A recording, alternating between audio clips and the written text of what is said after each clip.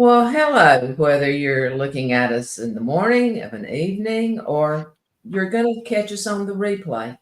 This is our show for today. It is put on by uh, CVC Success Group. And today we have a guest, Steve Sobczak. And I'm going to read something from Tommy Mello that I think may make it, or Tony Robbins. I'm sorry, I've got three people on my mind. And it is when the pain of living overweighs the pain of change, great things happen. So, Steve, with that, I think the overweight got to you more than the problem of getting rid of it. Yeah, it did. Yeah, it did. Give us Yeah, a 3 little years bit ago. What's that? Give us a little background of why, and where you went with it. Um, Probably started with COVID. I The business shut down, and all my guys quit pretty much except for one crew, and the kids not being in school and everything. Just the stress of life. I really shot up. I was already really heavy. I was about 300 pounds, and with all the stress of COVID and stuff, I got up to about 350, and I was really unhealthy. And with nobody working for me, the fear hit me like you're really at everybody's mercy. I couldn't do the job anymore. I was just sitting behind a desk and just counting everybody else to do what they got to do. And now I have nobody left, and I still have the same bills at home, still overhead, and nobody working for me. And here I'm a physical mess. So that's where it really hit me that I had to make a change. Um, it didn't happen right away. It got worse before it got better. Um, I think the real big change was when my oldest shipped off to the Marines, and I was watching him change. He was a young kid when he went away, and he came home a man, and he really pulled a 180 in his life. And it's funny, he was shipping off to some high-profile stuff, and something that I always wanted to do, and I never really had the guts to do as a young man. You know, um, and I remember looking at him at the train station. He's like, "Dad, what did you do to yourself? You need to change." And part of me was pissed off. Part of me was like, kind of annoyed, like, "How dare you?" And I'm living on yesterday's wins, really. You know, I had the business, I had the house, the toys, success on paper, but like physically, I was a mess, and you know, literally living on yesterday. You know, and it was a long ride home from New York City, and I'm like, just that SOB. How does he say that to me? And it spurred me to try to change. But suffering with weight like that my whole life, it's a lot easier to say I'm going to go and diet and change, and it doesn't stick. And I started, and I started to make some headway, and a friend of mine had given me this card to a weight loss center, and it was these injections that you would take, these like Ozempic shots, and I went there, and it was kind of disappointing. They just gave me pretty much the drugs and said, go home and starve yourself, and I took them, but I knew it wasn't going to stick. I knew if the second I stopped taking them, I would just go back to the way I was living. Just searching for comfort and things that aren't healthy. To be alcohol, food, whatever, and I don't know. I don't know. I guess between the COVID shock and everything coming back to life and really realizing I had to rebuild everything else in my life, the fitness part of it kind of just fell into it. And I didn't really go into a depression with COVID. It was kind of cool. Like this group, we bound together, trying to help each other out and stick together. And it was like asking for help kind of became commonplace.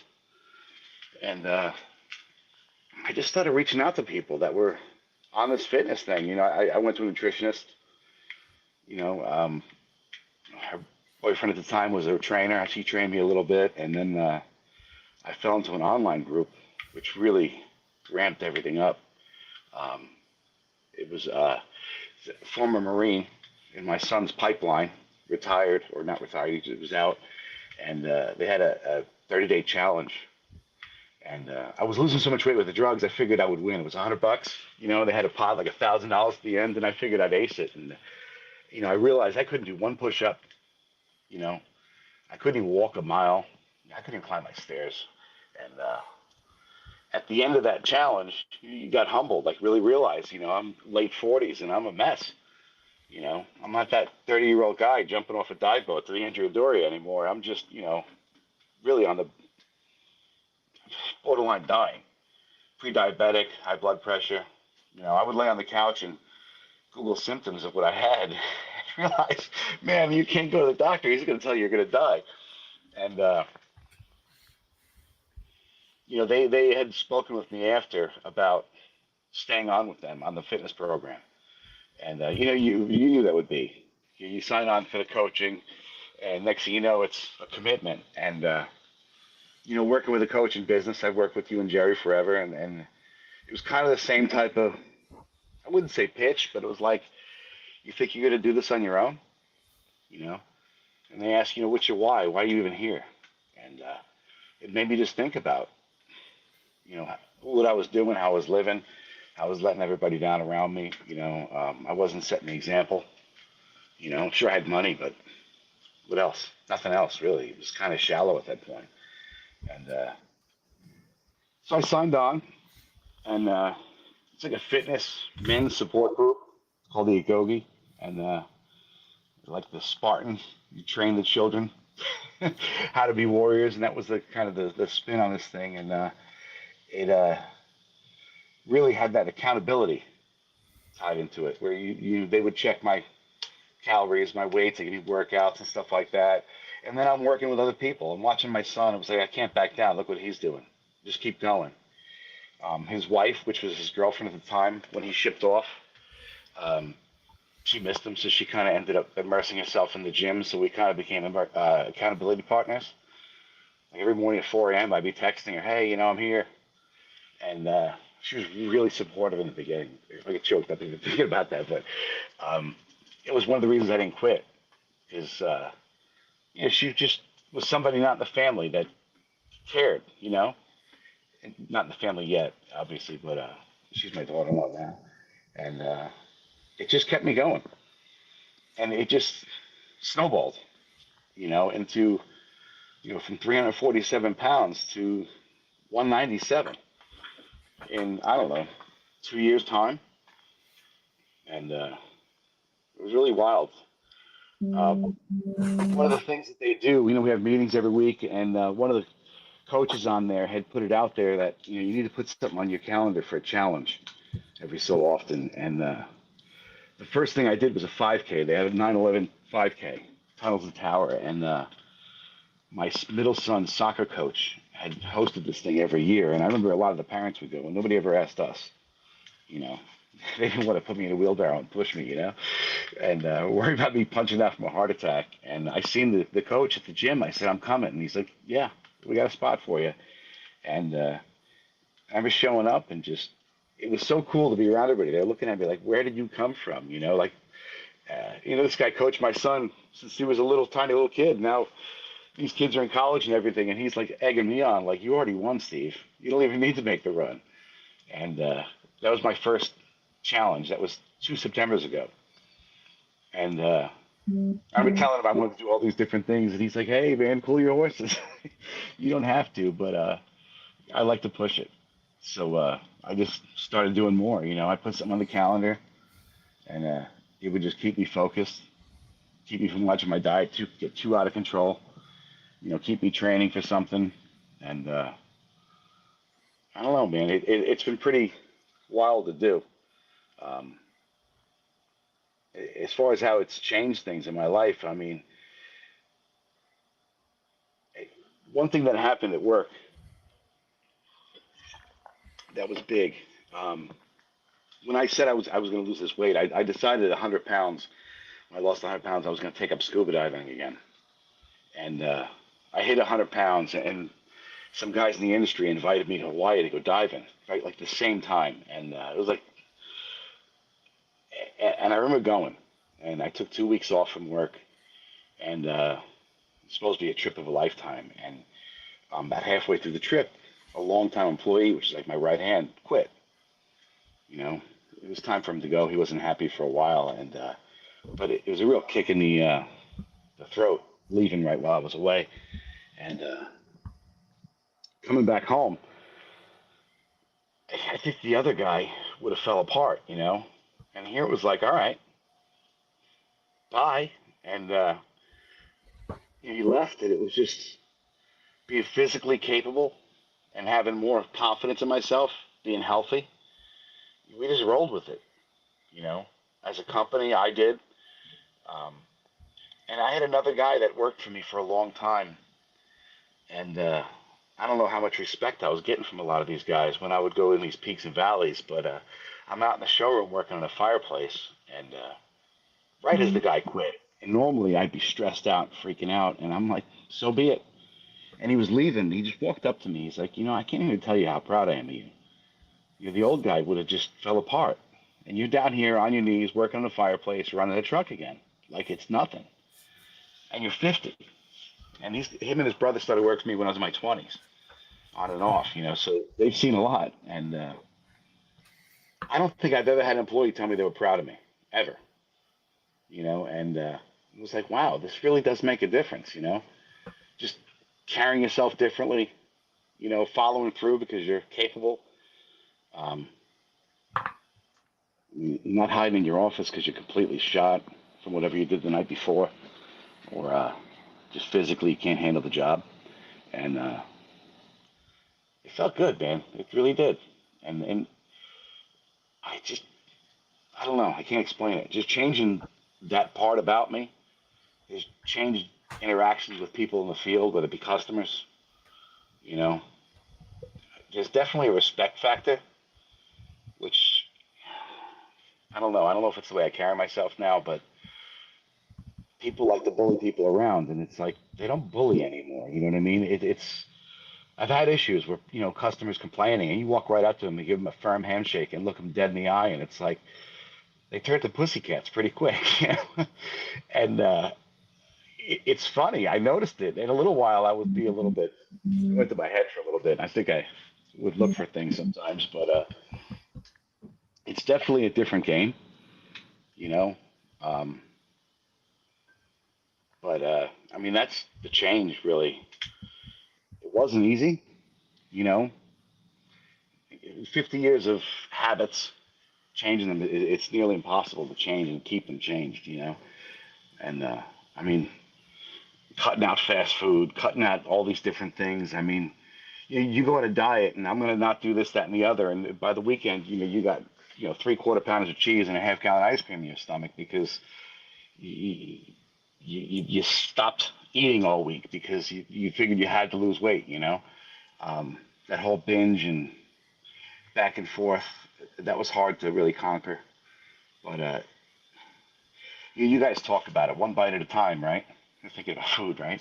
How do you eat an elephant one bite at a time? You're not going to just lose 150 pounds. That's almost half my body weight, in 2 or 3 years, just in one shot. So it's small habits that compound, into big ones, and I'm not going to do this anymore. I'm not going to do that anymore. I'm just going to cut it out for today, not forever, and don't deny things from you that you really want, because then you're just going to stop. And even the exercise program, like I'm obsessive now. It's kind of crazy the stuff I do, and there's no way I could have done that when I first started.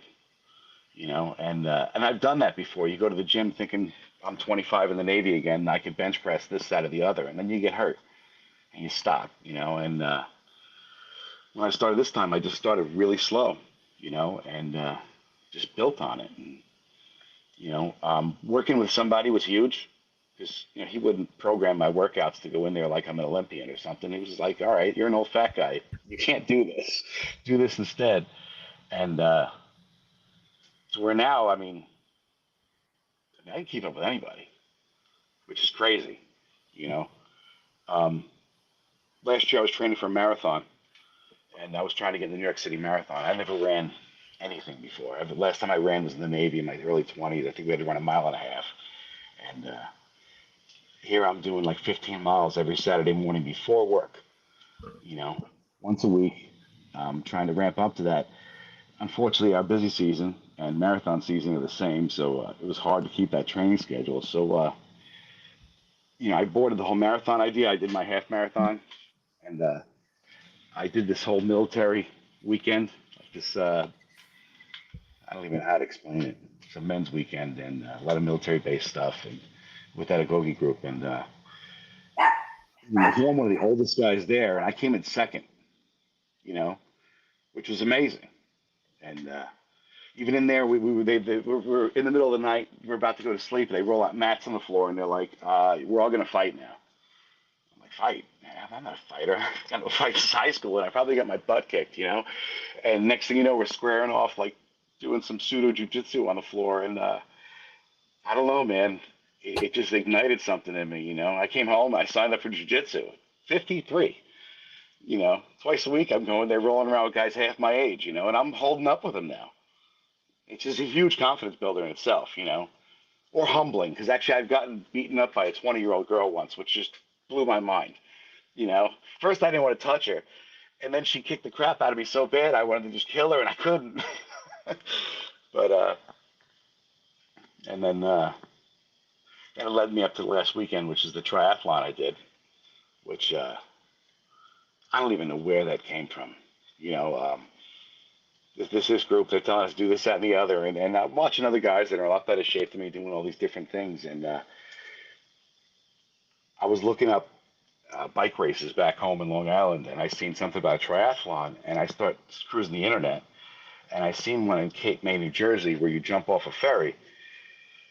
I've been commuting on a ferry for 22 years, and I absolutely hate it.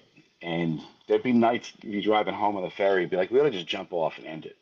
This miserable commute. And I thought the irony of jumping off a ferry and pulling this triathlon was kind of amusing. People think it's crazy they even say that, but commuting on a ferry for 22 years, they want to jump too. And so we're down in Cape May. Ferry goes out. I got to swim a third mile in. It's only a sprint, so it wasn't too bad, but you know, third mile in, bike 12 miles, and then run 3.1. And I actually pulled it off. Like, how the hell did that happen? I mean, 3 years before, I couldn't even climb my stairs. Literally, I would stop halfway upstairs.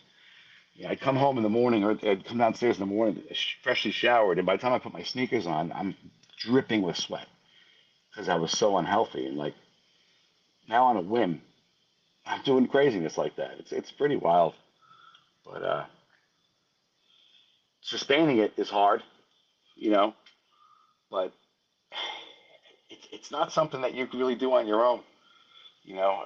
I mean, because a lot of times just to learn how to eat properly, to train properly, and to fit all these different things in. And that's one of the biggest things about, you know, again, asking for help, working with a coach, trainer, nutritionist, whatever. And it wasn't that expensive either. I think it was probably cheaper than the money I was spending going out to restaurants. And I go to the doctor now, and I'm looking at him like, you gained weight. In the past 3 years, I went in there, and I'm shrinking. And the last time I'm in there, he looked at me, grabbed his gun. He's like, I'm embarrassed. And I don't know, man. I probably should be in a box right now, not on the Zoom, truthfully. You know, um, but that's the health story. Both my Nice. boys in the military. What's that? I believe you're exactly where you need to be. I Oh really yeah. do. And I think everybody that's watching this understands it. They don't understand how to do it, the powering through the pain of change. Oh So, yeah. and like you said earlier, I didn't mean to interrupt you. I just No. wanted to let you know we were all listening. Um, and your son, I know that was part of the thing that kept you going, if I remember what you told me earlier. My oldest, yeah. I mean, when I joined the service, I wanted to do something badass, jump out of planes and be GI Joe. And I ended up joining the Navy and did computers and hid in the back. And I never felt right about that. And to watch him do that, it was just like, wow. And he struggled a lot with certain things, just getting injured and powering through. And it was really inspiring, you know, especially having, some tough times with him when he was younger too. And knowing that I let him down in certain points of my life and seeing that, and it's like, I just want to make it better for everybody in the family. My wife did not marry a 350-pound man, that couldn't get off the couch. and my daughter is coming of age, and like, you want your daughter to look at daddy, and that's what a man's supposed to be. And it was more than just being heavy for me. I mean, there was drinking involved at one point, um, and I was depressed. I wasn't living how I wanted to live. When I was diving and stuff, I was doing all this wild stuff, and I was living on the edge. We're building that business. My wife and I were building our home. So there's a lot of really great things that was happening. Building our family, and then all of a sudden, I'm just resting on my laurels, living on yesterday, and that's depressing for a man. You're supposed to be going out and conquering things, chasing windmills and fighting them, and when I lost that, it was kind of like a vicious cycle of being unhealthy, unhappy, and just ultimately making yourself unsuccessful because I was killing my business too. Luckily, I had some really good people that I worked with, that a lot of really good friends and stuff that have been here over the years that really kind of kept things going strong. And I don't know, like, I think now when I wake up in the morning and maybe I want to, go back to living the way I was living, I look at my daughter and be like, no, this is what she needs to see as a man, some like badass old man fighting jiu-jitsu, jumping out of airplanes and running his business and taking care of life, not sitting on a couch stuffing his face, and on the verge of dying. And so I do take it to the limit a little bit. That's just my nature, you know. I'm not happy unless I'm pushing it, and it does carry into work. I'm not as passionate about my business as I used to be when I was younger. I mean, it's been 30 years. We celebrated 20-year anniversary in May.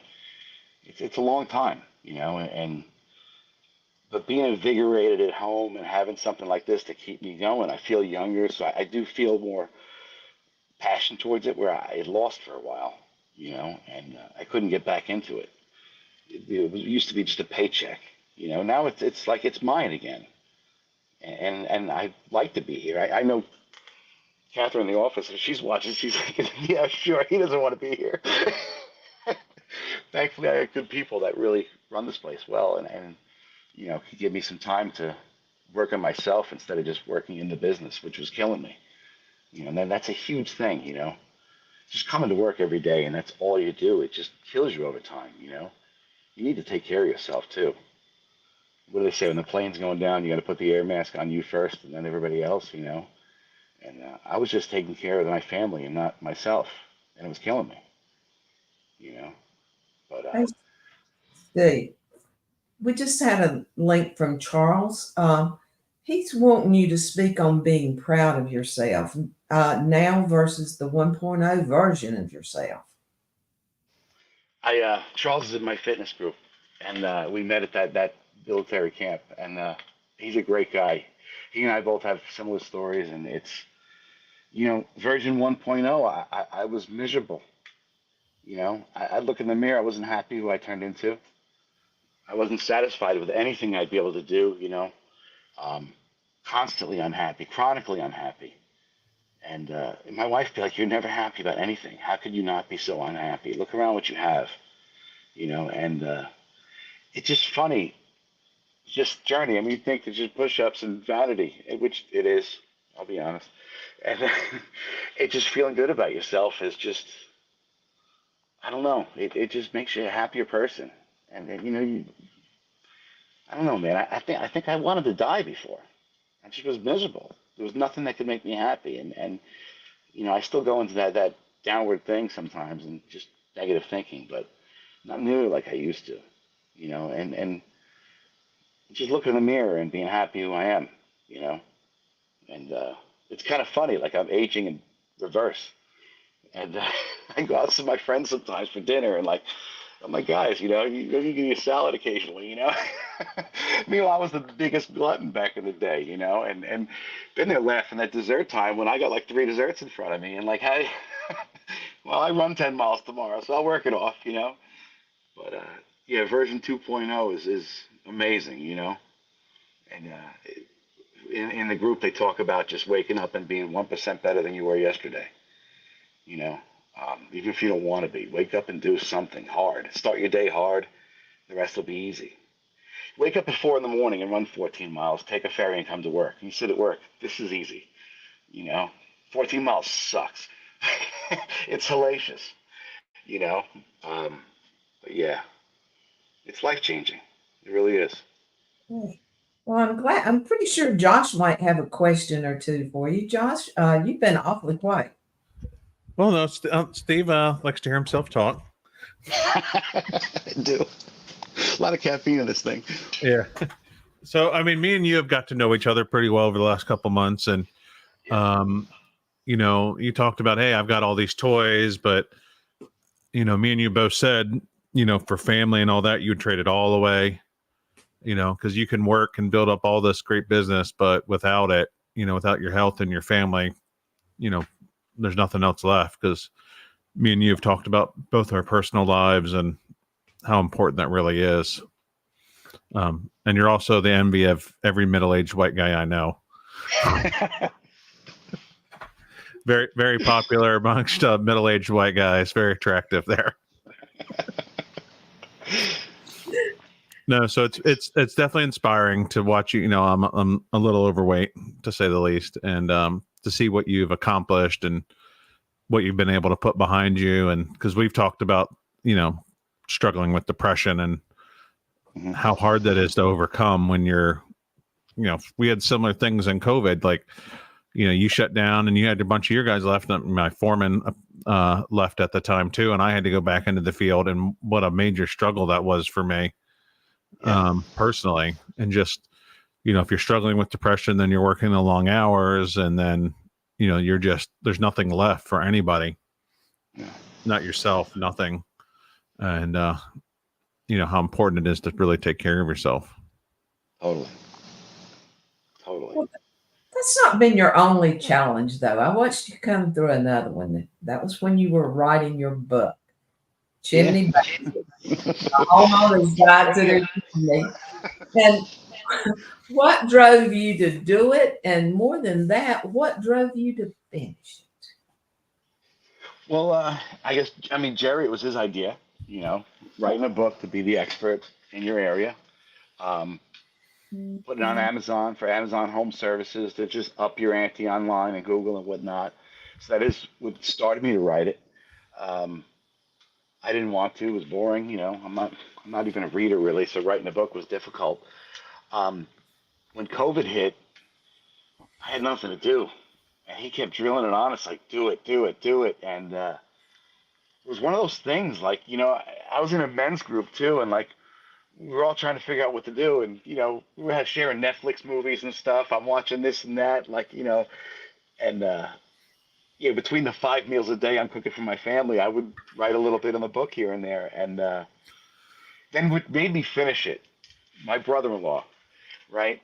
We can be kind of competitive, and he's a lot smarter than me. He's a PhD, and he was writing a book, and he told me, I'm writing this book and I'm almost finished. And I'm like, oh, hell no.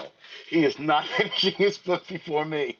So I had this thing done in like weeks, and I published on Amazon. It's self-published, where he actually had a publisher. So, his paperwork took a little longer, and I'm like, oh, I beat you, which is kind of funny because we got engaged within a week of each other. And he was going to ask my father-in-law for, my sister-in-law's hand in marriage, and I trumped him there too, 28 years ago, like by a week. And he gets on the phone and he's like, dude, I was going to do this first. Nope, I beat you. So I beat him with the book too. He since wrote 3 more, but truthfully, competitiveness was why I finished it. And somebody else in the CVC group was trying to write one, and he was about wrapping his up too. And Jerry kept running me. He's like, you started a year before this guy. And I'm like, I can't let that happen. I got to finish it. And it was sitting on my hard drive forever. So I did finish it finally. And I'm rewriting it now because the about the author is about yesterday's wins. And that's unacceptable because I got a lot better stuff to write about now. And this picture on the back is even more unacceptable because this dude's huge. And I'm much more handsome now. So I got to get a new cover, and I got to write a new about the author because I'm much more badass now at 53. And I'm not ashamed of it. I understand. And Jonathan would like to for you to tell us about the benefits of helping others. I mean, you didn't just do it yourself. You've been helping other people. I have been. It is helpful, when people are struggling. I was in some groups during COVID, and you meet somebody that's suffering from a similar situation, battling a demon or whatever, and it's big. It's big. Throwing a group of people like that around you that you're suffering, they're suffering, or whatever, and you help each other out. Um, and it's something. I mean, we've noticed in the industry. People always said it. You help somebody, you're going to get what you need. And Jonathan and I work together a lot out of the industry, and it's pretty cool. And it's not something that I really was involved with before. I kind of just did my own thing. And now helping people, it was cool. I met Jonathan right in the middle of COVID when I was struggling, and we clawed through that together. So it's a pretty special bond. It's like guys leaving a shipwreck together. You never forget it. But it's definitely rewarding. Well, Josh, we're going to make one more round, and then we're probably going to have to call it a day because I know Steve's about ready to go run some more. Usually it's like judo this time of day or something like that in the middle. That was yesterday, and I got spanked. I could barely get out of bed today. Those guys killed me. Yeah. Well, yeah. I mean, you even talked about. No. Well, now I've hurt my good shoulder. Exactly. That's how you know you're an old man, right? You got a good shoulder and a bad shoulder. I've got the arthritis in my elbow. It's like I can lift this arm up, but some days I can't lift this one up for because the wind's blowing from the east for whatever reason. So what have you been doing? So since 2020, what have you been doing for your business to make that better? How about that question? Been trying to work more active in it. I mean, that ebbs and flows. I guess it was last year or the year before we lost a bunch of guys, and I had to actively train again, which was something I didn't do for a while. It was big dog, little dog training, and I was out in the truck with guys. I put a couple guys through everything and got them up and running, and that was really rewarding to see myself as the trainer. Mm-hmm. It did put me back of the truck full on in the fall as the gas guy, which was extremely stressful, trying to run the business, trying to do what I want to do personally, and keep up on that end of it and run a truck. Yep. I didn't do well, and I had to back out of it, and it was hard. But I think that active trainer portion is something that I really got to work on a lot more. We've been really pushing like Service Titan. I mean, I hired you, Josh, to really bring us to the next level with that, where Brandy had set us up, through CVC when she was here, and she set up the system for us, and we had it running, pretty much on basic because I didn't put enough time in it myself. But, you've been ramping that one up pretty hard for us, which will be good. To be fair, your answer is usually do whatever you want. I know. I love delegating. And I'm like, good and say, go at it, man. Yeah, my answer is like, do you want a little bit more input? He's like, no, just do whatever you think's best. I'm good, man. I recognize talent. I appreciate it. Oh. And then we actually backed out a lot of the retail. We had the retail was just eating at my time, and it was something that was not fulfilling to me. Just Saturdays and just not being around my kids, and my two kids are gone. I mean, my one son's been gone for years now, shipped off, and then my other son is going to the Air Force August 5th, and then I'm down to one kid, my daughter. She's 14. It's like I don't want to just work myself to a grave and not know her, So I'm trying to scale back a little bit in that respect, and I got really good people here that are supportive of that, which is nice. Yep. Because that can be kind of cancerous sometimes. Steve's leaving again, and I'm sure it pisses people off sometimes, but for the most part, people here are really good like that. I don't know. My interaction with your staff seems to be pretty good when you're not there. They seem to be happy. I think it depends, but most of the time, yeah, he's out of our hair. We can do what we want. Yeah. But yeah, especially the office, they're really supportive like that because they're parents too. Most everybody here, they got kids and they understand. And I got a long ride home, so. But No, it's very just trying important. to enjoy life a little bit more because when it was just about chasing the dollar, I mean, it was miserable. It was just miserable. I hated where we were. And my marriage is better because of it. My mental health is better because of it. My biceps are better because of it. There's the vanity. But yeah, I just want to be healthy and happy. I don't want to work nonstop. So, Awesome. Steve, um, just coming from the guy who's done it, okay? Hmm. What would be your advice to someone who sees the pain that they have to go through, but they cannot bring themselves to do it? They're in that gray area. What's your advice? Admit you have a problem. Admit you need help, and take the help. Which a lot of us have pride, and we don't want that. But I tell you, man, that's everything. And surrounding yourself by the right people.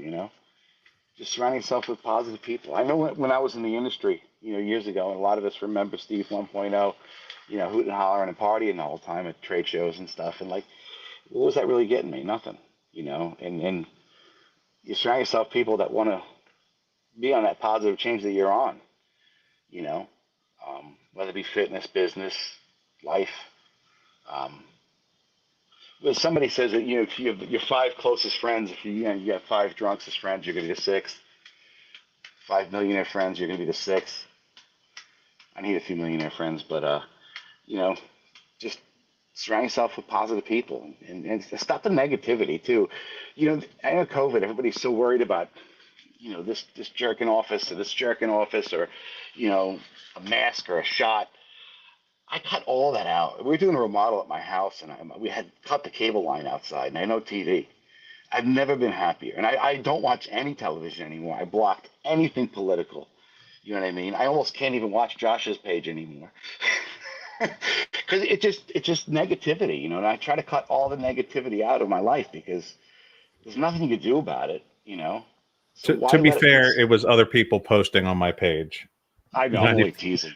I'm only teasing. We think like-minded, so your Yeah. opinion doesn't bother me. But I just surround yourself by positive thoughts. Because negativity creeps in. I mean, I know when I go south bad. I won't get out of bed to train in the morning. I'll eat crap.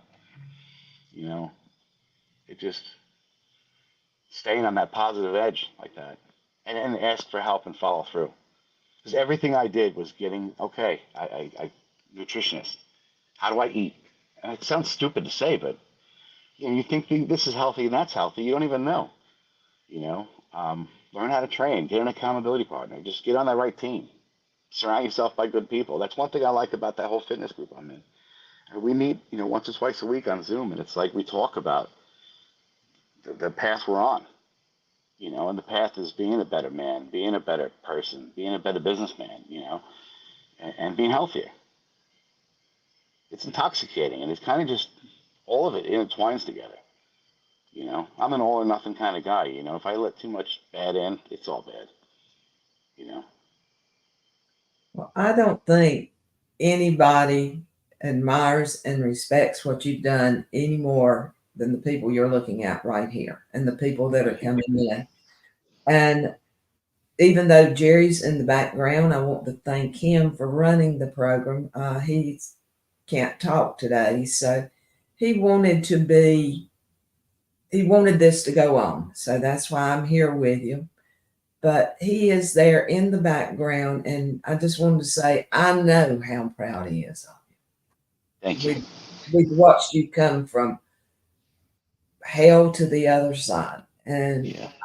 we are all proud of you. I as Josh need to lose some weight, but I'm taking the old woman's route. You don't break as hard if you got padding. So I'm trying to use that for an excuse today, but you give me an incentive, and that's today may have made a change in my life. I don't think I'll run a marathon, but I do think I'll be more careful, and I think Josh will too. because we've seen the side of Steve that we've watched grow. Thank And you.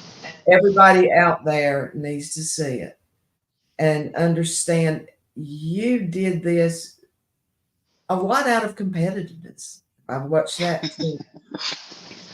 But anytime you'd like to come on, we'd love to have you back. We want you to stay in the foreground, stay skinny.